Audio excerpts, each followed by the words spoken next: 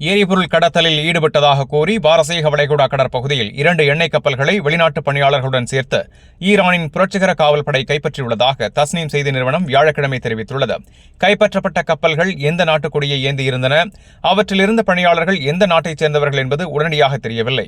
ஈரானில் நடைபெற்ற அரசுக்கு எதிரான போராட்டங்களுக்கு டெஹ்ரான் கடுமையாக பதிலளித்ததைத் தொடர்ந்து அந்த பகுதியில் தனது கடற்படை குழுவை அனுப்பியுள்ள சூழலில் இந்த சம்பவம் நடைபெற்றுள்ளது. இதனால் பிராந்தியத்தில் பதற்றம் மேலும் அதிகரித்துள்ளது.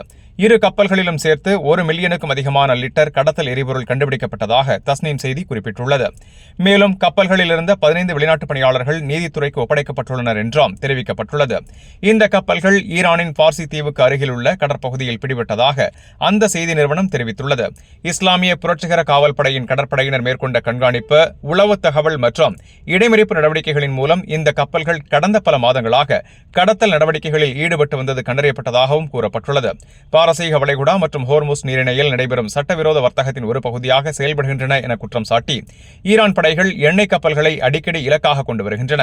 உலகளாவிய கச்சா எண்ணெய் மற்றும் திரவ இயற்கை எரிவாயு போக்குவரத்திற்கான முக்கிய நெருக்கடி மையமாக ஹோர்முஸ் நீரிணை விளங்குகிறது. சமீப மாதங்களில் தொடர்ச்சியாக நடந்த இதேபோன்ற சம்பவங்களின் வரிசையில் இது